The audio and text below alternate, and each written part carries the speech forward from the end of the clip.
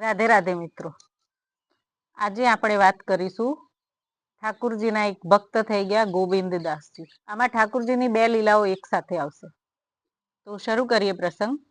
જતીપુરામાં ગિરિરાજ પર જતીપુરામાં ઠાકુરજીનું મંદિર છે શ્રીનાથજીનું. ત્યાં ઠાકુરજીના એક ભક્ત થઈ ગયા ગોવિંદદાસજી. ગોવિંદદાસજીનું નામ પહેલા ગોવિંદ દેવ હતું, પણ દીક્ષા લીધી અને ઠાકુરજીના ભક્ત બન્યા પછી એમનું નામ ગોવિંદદાસજી થઈ ગયું. હવે આ ગોવિંદદાસજી સાથે ઠાકુરજી પ્રત્યક્ષ લીલાઓ કરતા હતા. ગોવિંદદાસજી મંદિરમાં પદ ગાતા હોય અને ત્યારે પૂજારીજી પૂજા કરતા હોય.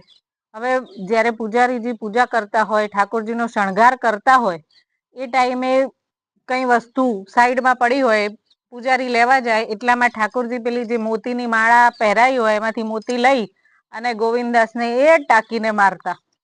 અને જ્યારે ગોવિંદદાસજી મારવા જાય એટલામાં પેલા પૂજારી વસ્તુ લઈને આવી ગયા હોય, એટલે જે મોતી હોય એ ઠાકુરજીને વાગવાના બદલે ઉછળી અને પૂજારીના માથા પર વાગે. એટલે પૂજારીજી ગોવિંદદાસજીને કહે, એ રે ગોવિંદા, તું ઠાકુરજીને મોતી મારતો હતો? તો ગોવિંદદાસજી કે, હું નથી મારતો, એમણે મને માર્યું, આ માથામાં ઢીમચું થઈ ગયું દેખાય છે, આ તમારા ઠાકુરજીએ માર્યું, સમજાવો જરા તમારા લાલાને. હવે આવી રીતની ગોવિંદદાસજી સાથે ઠાકુરજી લીલા કરતા હતા.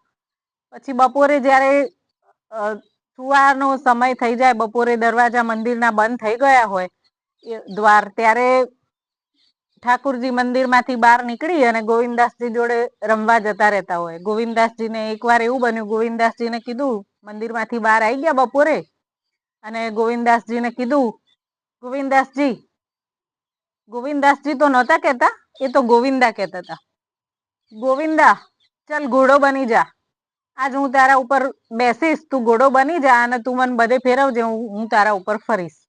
હવે ગોવિંદદાસજી ઘોડો બની ગયા, એના ઉપર ઠાકુરજી બેસી ગયા નાના બાળકની જેમ. એ તો લાલો જ હતા એટલે બેસી ગયા અને ગોવિંદદાસજી એમને ફેરવે છે ઘોડો બનીને. હવે એટલામાં ગોવિંદદાસજીએ કીધું કે ઠાકુરજી જરા થોડીક વાર ઉતરી જાવ ને. તો લાલાએ કીધું ઠાકુરજીએ કે કેમ હું ઉતરી જાઉં? તો ગોવિંદદાસજીએ કીધું કે મને લઘુ શંકા આવી છે. ત્યારે લાલાએ કીધું, ઠાકુરજીએ કીધું કે તું અત્યારે ઘોડો છે, તે ક્યારેય ક્યાંય જોયું કોઈ ઘોડો એના ઉપર જે બી ઘોડે સવાર બેઠો હોય એને એવું કે ભાઈ તું ઉતરી જા થોડી વાર, મને હવે લઘુ શંકા આવી, હું લઘુ શંકા કરીને આવું, પછી તું મારા ઉપર બેસજે ને પછી આપણે જઈશું. એ તો કરી જ લે ઘોડો, તો એનું જે કામ કરવાનું હોય એમ તું બી અત્યારે મારો ઘોડો જ છે, એટલે તારે જે કરવું હોય, તારો કાર્યક્રમ જે પતાવો હોય બધું તું આમાં જ પતાવી દે આમ નામ. તો ગોવિંદદાસજી પછી તો ગોવિંદદાસજી અંદરના અંદર જ બધું કામ પતાવ્યું અને ઠાકુરજીને લઈને એમના એમ ફરતા હતા ઘોડો બનીને. હવે આ જ્યારે લીલા ચાલતી હતી ત્યારે કોઈક ત્યાંથી પસાર થઈ રહ્યું હતું.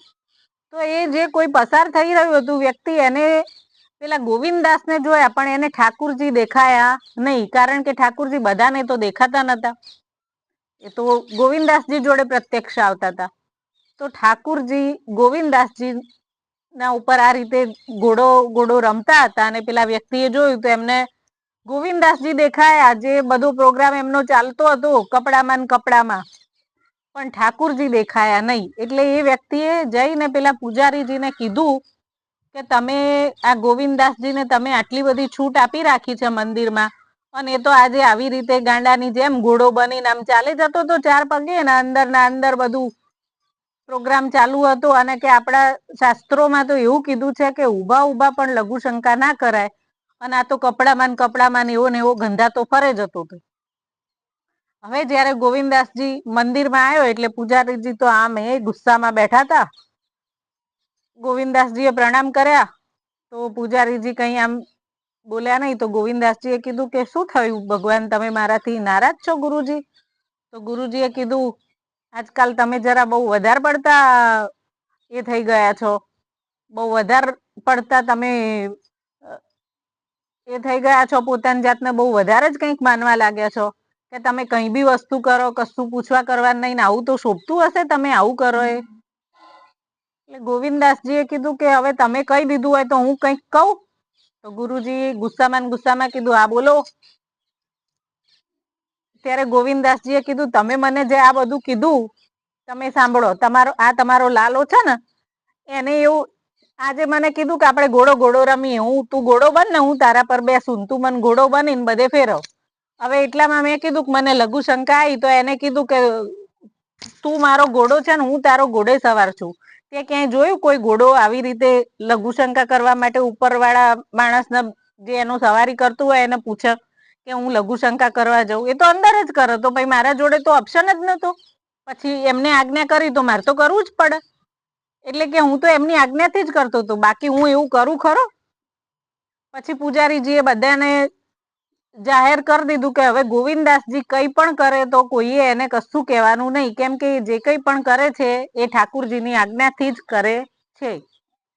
અને પૂજારીજી ગોવિંદદાસજીને કહેવા લાગે, એ રે ગોવિંદા, તું કેટલો નસીબદાર છે, તારા જોડે ઠાકુરજી આવી આવી લીલાઓ કરે છે. એના પછી એક દિવસ ઠાકુરજી ગોવિંદદાસજીને કીધું, ગોવિંદા આજે મારે દાળ બાટી ખાવી છે. તો ગોવિંદદાસજીએ કીધું, દાલ બાટી તમને અહીંયા 56 ભોગ મળતા હોય મંદિરમાં સરસ, અને તમારે દાલ બાટી ખાવી છે? કશો વાંધો નહીં, હું હવે કહી દઉં રસોઈમાં તો એ લોકો બનાવી દેશે મંદિરમાં જે રસોઈ ચાલતી હોય ત્યાં.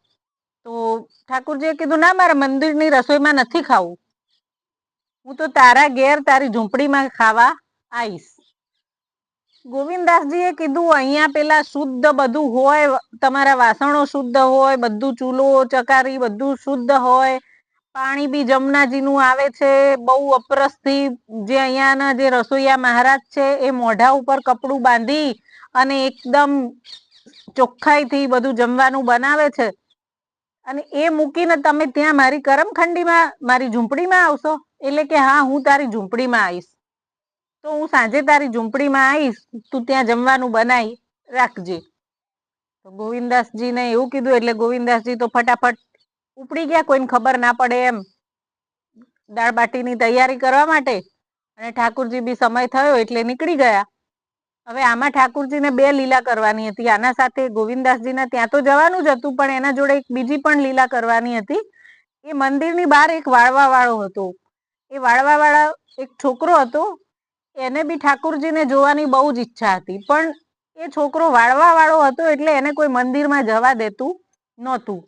એટલે જેટલા બી દર્શનાર્થીઓ મંદિરમાંથી આવતા હોય ને એ બધાને પૂછે કે આજે ઠાકુરજી કેવા દેખાય છે, આજે એમને કેવા કપડાં પહેર્યા છે, આજે એમને કેવો શણગાર કર્યો છે, આવું બધું પૂછે. એટલે કોઈ એને કહે કે આજે એમને તો પીળા કલરના કપડાં પહેર્યા છે, પીળું પીતાંબર પહેર્યું છે, લીલા રંગના વાઘા પહેર્યા છે, ચાંદીનો મુગટ છે, ગળામાં માળા છે, કાનમાં કુંડળ છે, આવું બધું એ પેલા લોકો એને કહે ને પછી એ બેઠો બેઠો જ્યારે બી એને ટાઈમ મળે ત્યારે એ બેઠો બેઠો આમ ચિંતન કરીને વિચારતો હોય કે આજે ઠાકુરજીએ આવું કર્યું હશે, પીળું પીતાંબર પહેર્યું છે, ચાંદીનો મુગટ પહેર્યો છે, લાલ કલરના વાઘા છે, મકરાકૃત કુંડલ છે, ગળામાં મોતીની માળા છે, આવું બધું એ વિચારે જતો હોય, ચિંતન કરે જતો હોય. એટલામાં એ એના ચિંતનમાં ડૂબેલો હતો ને એટલામાં મંદિરમાં ઉપરથી કોઈએ બૂમ પાડી, ઠાકુરજીએ જ બૂમ પાડી હતી.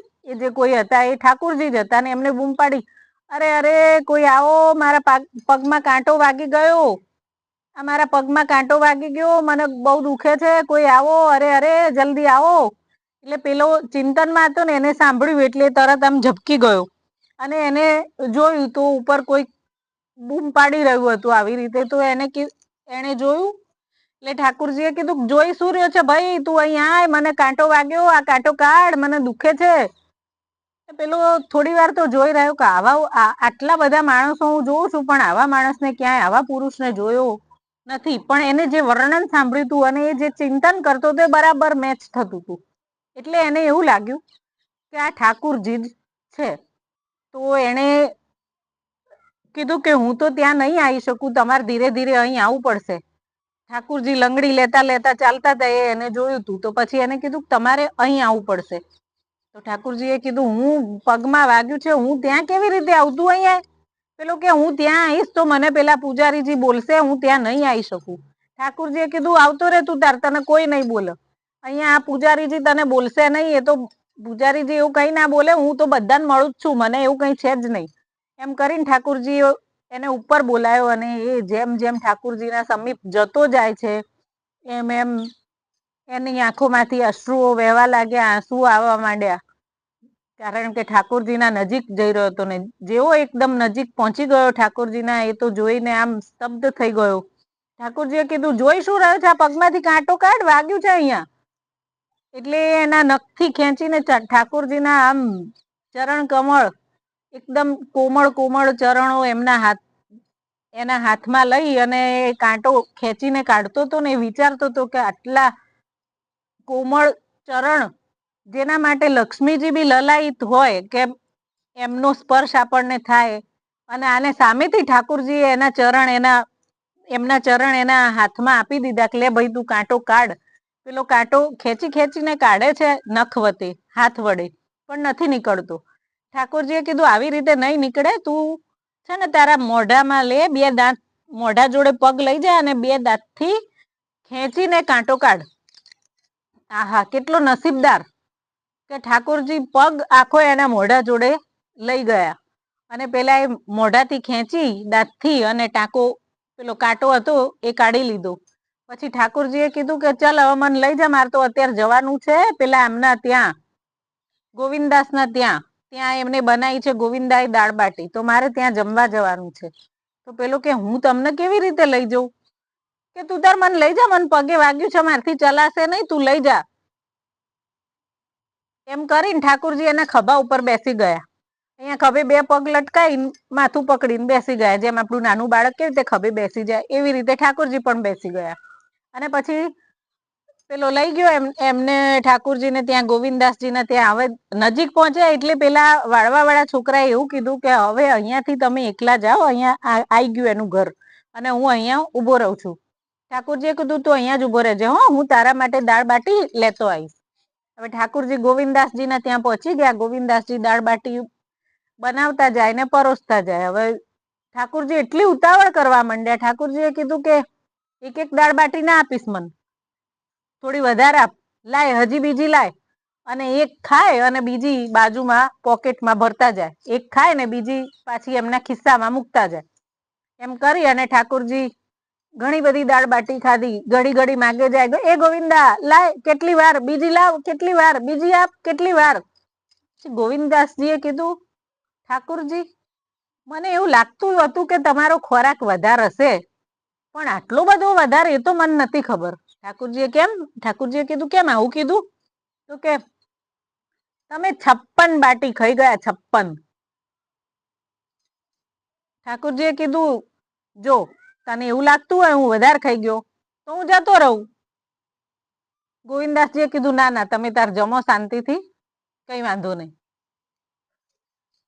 ઠાકોરજી જમતા ગયા. પછી ઠાકોરજીએ કીધું કે બસ હવે મારું પેટ ભરાઈ ગયું, હવે હું જઉં.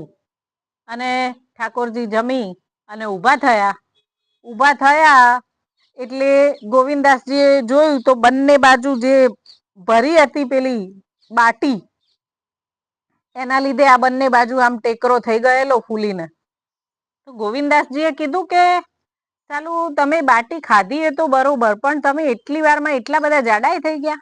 અને જાડાઈ થઈ ગયા ને પેટ બી ફૂલી ગયું, તો પેટ ફૂલીને આગળ આવવું જોઈએ, પણ તમારું પેટ આમ સાઈડમાં બે બાજુ કેવી રીતે ફૂલી ગયું?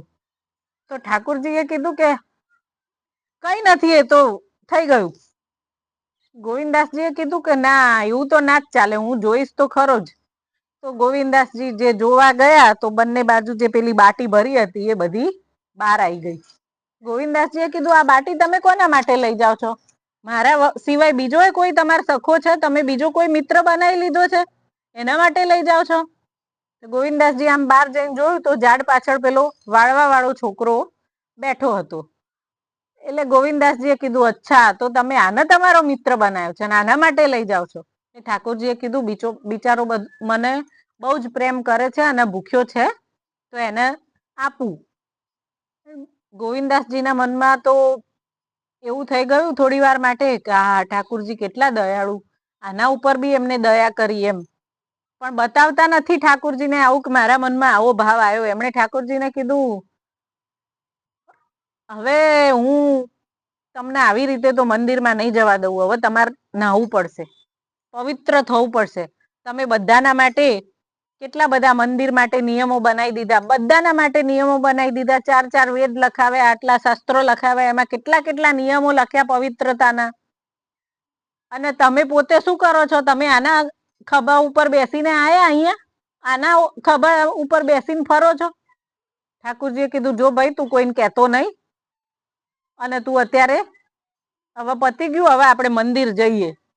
ગોવિંદાસજી કે ના મંદિર નહીં, પહેલા તો ચલો મારા જોડે, પહેલા તમારે પવિત્રીકરણ કરવું પડશે. તો એને એક કુંડ જોડે ઠાકુરજીને લઈ ગયા અને કીધું બેસો અહીંયા, લો હાથમાં પાણી, ચલો પવિત્રીકરણ કરો.